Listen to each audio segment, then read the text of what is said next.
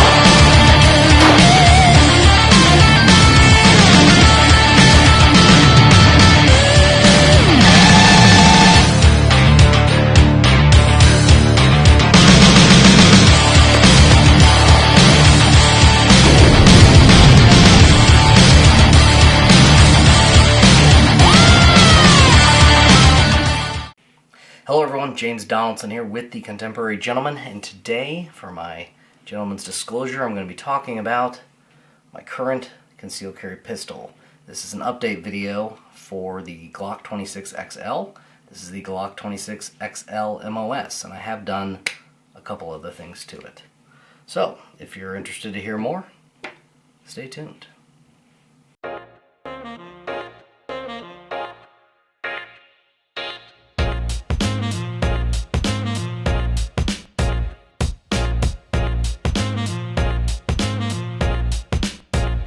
Alright, jumping right into the meat and potatoes, and yes, I did take off my glasses because I try not to wear them for the video, and I forgot, and I didn't want to refilm that last part. Time is of the essence. Anyway, so let's do a quick recap on what I've done to my Glock 17. Now, I basically have two grips. This is the original grip, goes with this slide. I got an extra grip, had it cut professionally, and that's why it looks good. And big thing is, this is way less money. I found myself wanting two different guns, not really in a position to spend the price of two different guns. And so here we are. I have one gun, technically 1.5 if you really want to be literal about it, and as far as the ATF is concerned, two guns. But I digress. So first of all, as I said, didn't ruin the grip because I bought an extra grip. So I'll get into some of the benefits of that here in a minute. But going from there, why do I want two grips? Well, when I am not having to conceal, I would love a full-size grip. Why not?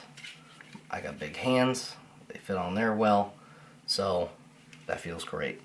Now, most of the time, if we're all serious about how often most of us are carrying guns who aren't in law enforcement, I'm concealing a gun. So I basically saw it was very inexpensive to get an extra grip for a 17 and chop it down to the 26.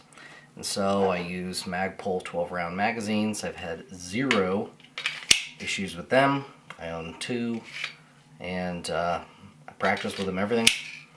Just perfect for my pinky. I did find that using these magazines, they're right between the factory 12-round extension and the factory flat 10-round base plate.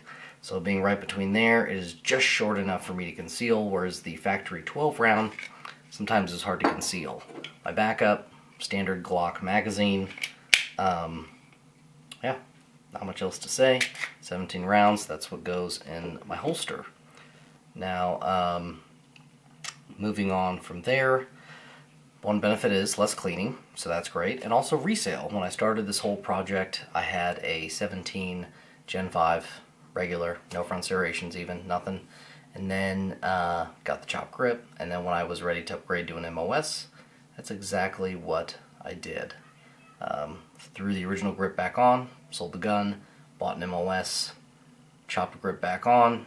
I did test fire it to make sure we were all good. Science says we'd be fine, but never know. So there we have it. Now, getting into money, which we'll get into in just a minute here. First, why not a Glock 19? That's probably the question I get the most. And the reason is because I can't eject a magazine well when I am wearing gloves. And even then, it's a little bit of a challenge without the gloves. It's just how my hand is big. No way around it. And so 17 fits so much better. It's easy to eject the mag. I like the full grip, especially once I get two hands on it. I can really control this gun. So, what about concealment? You could get Glock 45, right? And then get a 19 grip, and then you just go back and forth. Well, I can't conceal a Glock 19 grip. That's probably the bigger problem of the two. I just can't.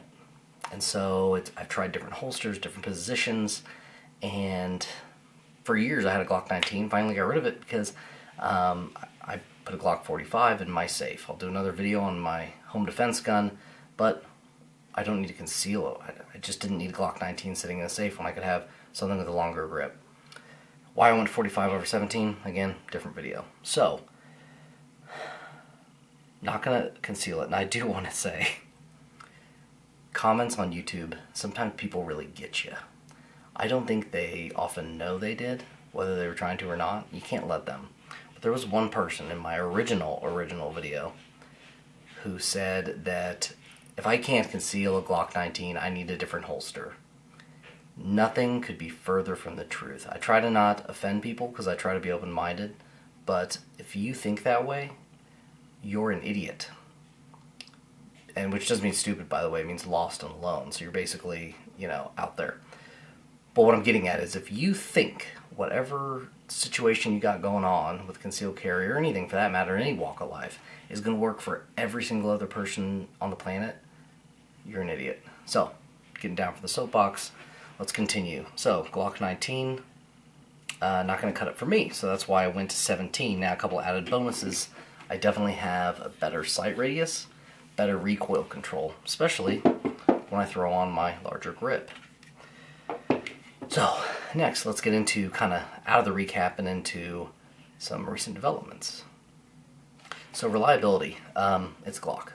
I barely changed it and kind of changed it to another Glock, so works great. There we have it. That's all for reliability. It's ran fine. I've had zero issues ever. Now, concealability. If you have an issue concealing this weapon, it's the thickness and weight, and you would have trouble concealing similar weapons. So there's not really anything that stands out about this that would be any different than some other store-bought weapons. For instance, the FN 509 Compact Tactical MRD. It's basically the one. It's kind of similar deal. Comes with a very short grip, but comes with a rail, MOS system, suppressor sights, thread upper, all that.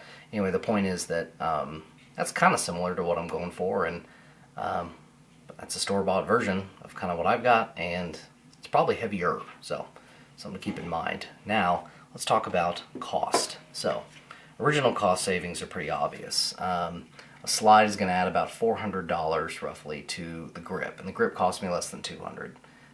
I want to say, might have even been as low as $120.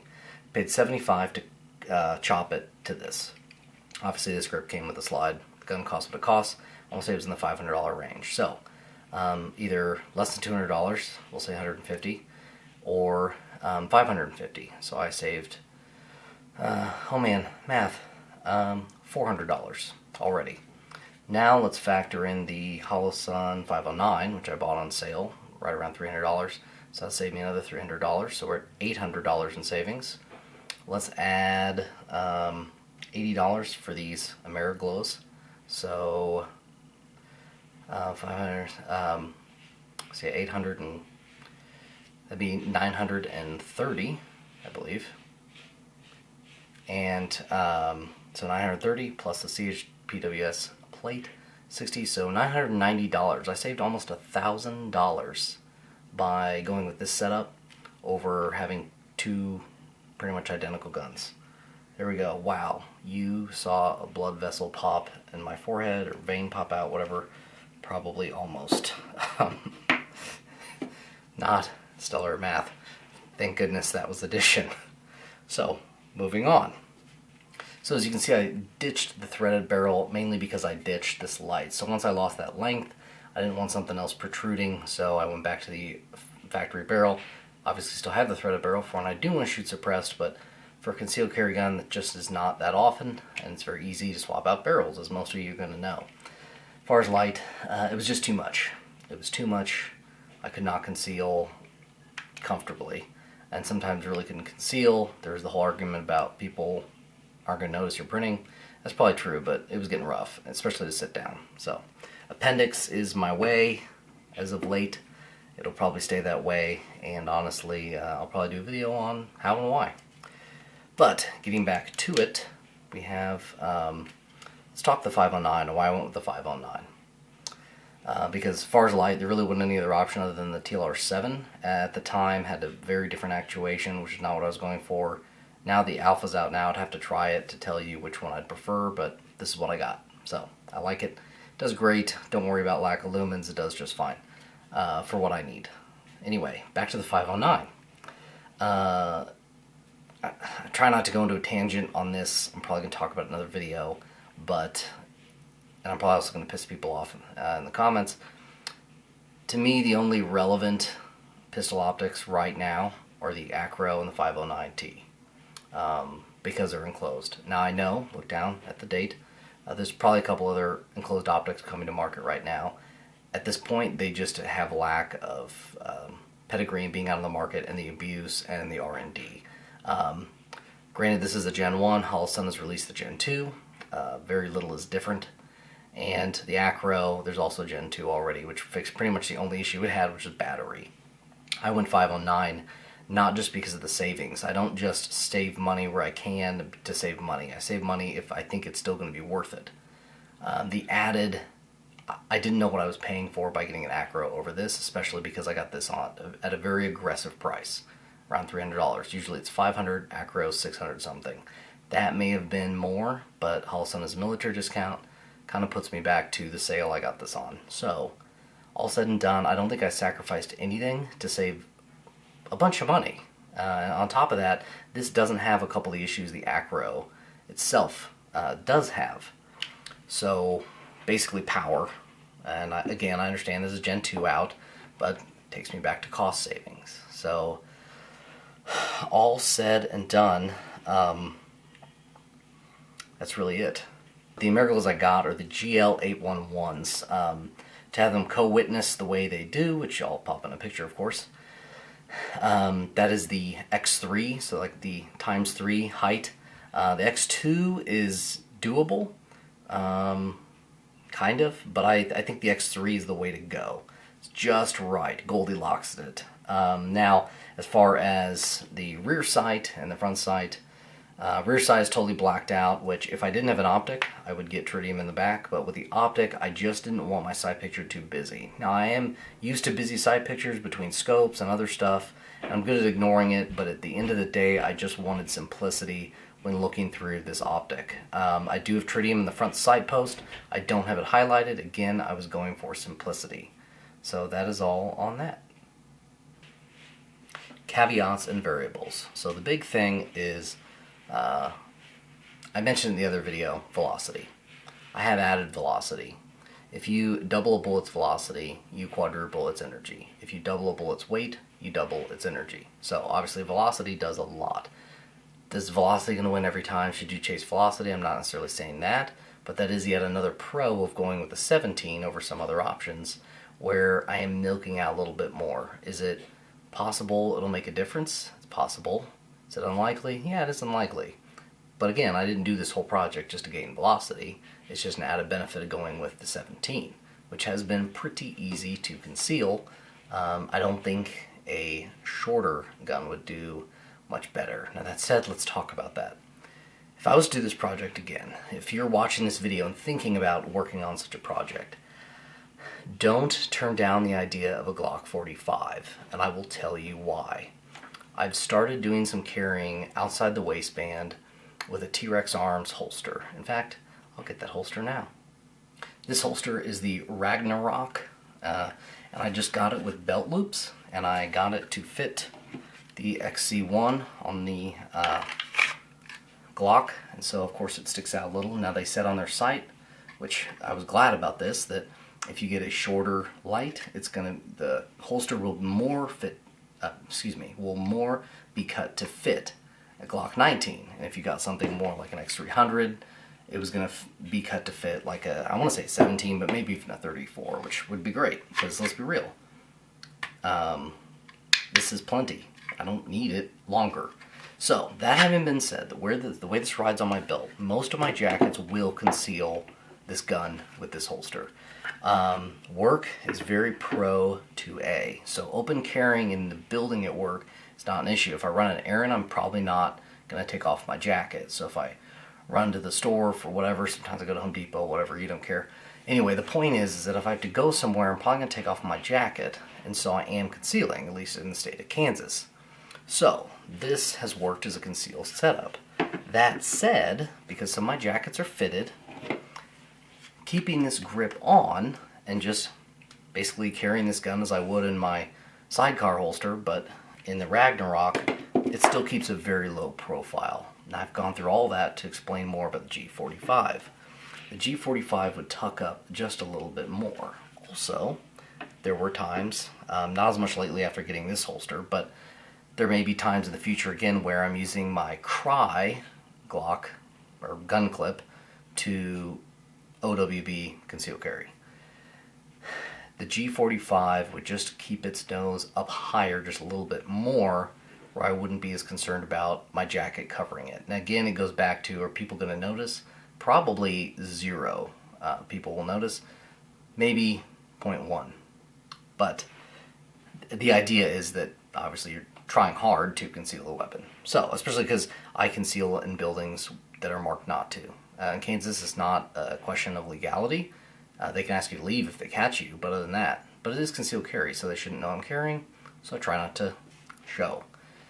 Alright, after all that, also the G45, if there was ever a reason for me to rock a G19 grip, for instance, when I'm carrying outside the waistband, I could maybe afford a little bit more real estate in the grip department. Well, then I might use a Glock 19 grip. For all the other reasons, I definitely like that I went with the Glock 19, but I would consider trying a G45 setup if I was to do it all over again. I can always put on a threaded barrel or extended barrel if I'm wanting that more velocity, anything like that. It does still have a rail. I'll probably never own a Glock 26 ever again. A big part of it because I'm a huge proponent of weapon lights now, and that doesn't even have a rail. You could put a TLR6 on it, but that light is...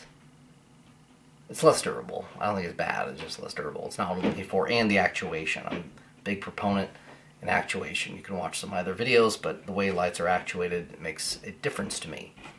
So, moving on from there. So after all that said, I'm still curious to try Glock 34, which would be very easy because they use the same frame. So all I would do is buy a Glock 34, throw the slide on. If I was to do all that, I would run the same irons. I would also run a 509. So that kind of comes down to debate selling my 17 and getting one or whatever. But the point is I probably won't do it until I have money to just buy a Glock 34 and have it be its own thing and try it out. But it's kind of go the other way on my G45 thing. I probably couldn't outside the waist belt carry that. And I don't know. Sometimes I am uncomfortable carrying appendix with this setup. So that'd be my last choice. I really recommend going Glock 45 or 17. Next. So for holsters, really anything will work. It's a Glock. Buy a Glock holster. It's going to be fine. Obviously, it's going to correlate to whatever lights and other stuff you put on it. I really like T-Rex Arms products, and it's not because they have good marketing or cool Instagram. They have outstanding customer service, which I've experienced on my own. I've also bought and tested a handful of their products, and I like them. Do I buy everything from them? No, I would never buy an X300 from them. I think the prices are kind of high. It's a convenience purchase. That said, if you want to buy an X300 from them or some other item, go for it. The other thing is, they probably have them in stock when other people don't. So, good for them. Again, I like TRX Arms, I like their products. Check them out. There are also other good ones. Tier 1 Concealment, that's a good one. I've had one of their holsters. And LAS Concealment, also good. So, moving on to other brands we could do this with. I'm not really familiar with any. What it requires is nothing going on down here past where you're cutting it.